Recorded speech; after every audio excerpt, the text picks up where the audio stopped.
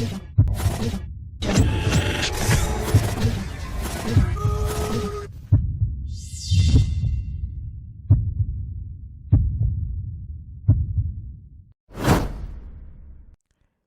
welcome back to another tutorial. This tutorial မှာဆိုလို့ရှိရင် GNS3 ကိုဘယ်လိုမျိုး download ချရမလဲဆိုတာကိုအသေးစိတ်လေးဖော်ပြပေးသွားမှာဖြစ်ပါတယ်။ဆက်လက်ပြီးတော့ကြည့်ရှုကြည့်ရအောင်နော်။ Okay, GNS3 ကို download ချရမယ်ဆိုလို့ရှိရင်you can go to software and free download အဲ့လိုမျိုးလေးချလို့ရတယ်။သို့မဟုတ် and ဒီမှာ free download ဆိုတာလေးလည်းရှိပါတယ်။ဒါဆိုလို့ရှိရင်တော့တစ်ခါတည်း download ချအောင်ပါပဲ။ Okay, အဲ့ဒါဆိုလို့ရှိရင်ဆရာတရားလေးတစ်ချက်လောက်နေလေးပါမယ်။ Okay ဒီမှာဆိုလို့ရှိရင်သူက GNS3 installer ကသူက platform မျိုးစုံရှိတယ်ပေါ့နော် Windows ရှိတယ် Mac ရှိတယ် Linux ရှိတယ်ကိုပါသုံးတဲ့ဟာကိုမူတည်ပြီးတော့ download လေးတစ်ချက်ချပေးရမှာပါဆရာကတော့ Windows သုံးတာမို့လို့ Windows လေးကို download ချလိုက်ပါမယ်နော် Okay ဒီမှာဆိုလို့ရှိရင်တော့သူက GNS3 က account creation လုပ်ဖို့လိုအပ်ပါတယ်ဆိုပြီးတော့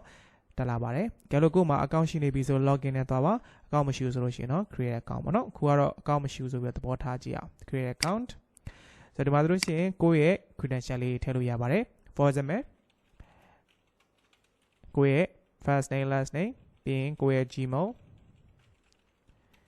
something ဒါကတော့ကိုကြိုက်တာကိုထည့်လို့ရပါတယ်ကိုယ့်ရဲ့နာမည်ပဲဖြစ်ဖြစ် something else ပေါ့နော် school လား organization လား CICC နဲ့ visit training ထည့်တယ်လည်းရပါတယ်ပြီးရင် credential password တော့ကိုယ့်ရဲ့ channel တရားကိုထည့်လို့ရပါတယ်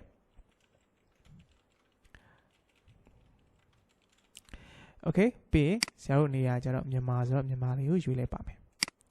เนาะအဲဒါလို့ရှိရင်ပါ zip code တွေ postal code တွေထည့်စမ်းမှုတော့ပြီးရင်တော့ create account ဆိုပြီးတော့နှိပ်လိုက်ပြီဆိုတာနဲ့ကိုယ့်ရဲ့ Gmail ပေါ့နော်ဒီ Gmail တဲ့ email လေးတစ်ခုဝင်လာမှာဖြစ်ပါတယ်ဆိုပြီးလို့ရှိရင်ကိုက login တခါတည်းဝင်လိုက်ရမှာပဲเนาะဆရာကျတော့ဒီမှာက account ဆောက်ထားပြီးသားမို့လို့ဆရာလာပြီးတော့အဲ့လိုနှိပ်လိုက်ပြီဆိုတာနဲ့အဲ့လိုမျိုးလေး error လာပြီးတော့ကြာပါလိမ့်မယ်เนาะဒါကတော့ error မဟုတ်ဘူးကိုကထဲမှာ active ဖြစ်နေပြီလား Myanmar ဖြစ်နေပြီလားလို့သူက warning လာပြီးတော့ပြတာဖြစ်ပါတယ် Okay it's never mind ဆရာတို့ go to login နဲ့ဆရာသွားလိုက်မယ်နော် Okay ဒါဆိုလို့ရှိရင်ဆရာရဲ့ credential လေးကိုတစ်ချက်ထည့်လိုက်ပါမယ်နော်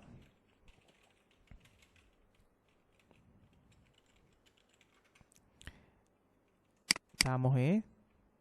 ဒီ Gmail မဟုတ်ရင်နောက်ထပ် Gmail တစ်ခုပေါ့နော် Okay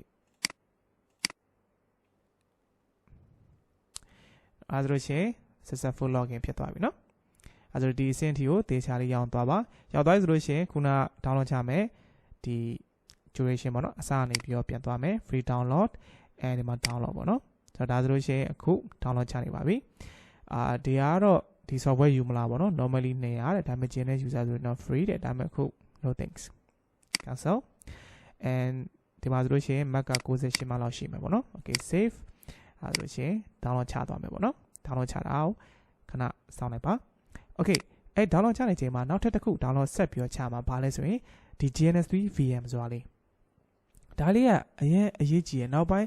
device တွေထဲမှာတွေเนาะ plugin တွေထဲမှာတွေအဲဆိုရှင်သူက GNS3 VM မှာတင်ပြီးသုံးရတယ် VMware နဲ့တွဲသုံးရတယ်ပေါ့နော်ဆိုတော့အသေးစိတ် tutorial practical တွေကိုနောက်ထပ် tutorial မှာဒါအသေးစိတ်ဖော်ပြပေးမယ်เนาะအခုလောဆယ်မှာတော့ဒါလေးတစ်ချက် download ချပေးရပါမယ်အဲမှာဆိုလို့ချင်းကိုက virtual box သုံးတာလားဒါမှမဟုတ်ရှင် VMware လားသို့မဟုတ် Mac ဆိုလို့ရှင် VM Fusion လားဒါမှမဟုတ်ရှင် VMware ASA ဆိုင်လား Hyper-V လားကြိုက်တာကိုရွေးချယ်လို့ရတယ်ဆရာတို့ကိုသုံးမဲ့ဟာ VMware workstation ဖြစ်နေလို့ဒီဒုတိယတစ်ခုကိုနှိပ်လိုက်ပါမယ်เนาะ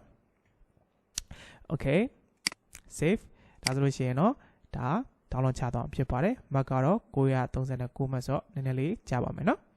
Okay ဆိုတော့ဆရာ download ချလာပြီးသားဆိုတော့ဒါလေးကို cancel လေးတစ်ချက်နှိပ်လိုက်ပါမယ်เนาะ Okay so download ချလာပြီးသား file ကဒီမှာ ready ပါပဲเนาะဒီနှစ် file လေးပါเนาะ so 1 and 2 so ဒီ tutorial လေးကတော့ဒီ GNS3 software ဘယ်လို download ချရမလဲဆိုတာလေးကိုဒါပြပြတဲ့ software လေးဖြစ်ပါတယ် installation software ကိုနောက်ထပ် tutorial မှာဆက်လက်ပြီးအားပေးပါအောင်เนาะ bye bye have a nice day see you in the next tutorial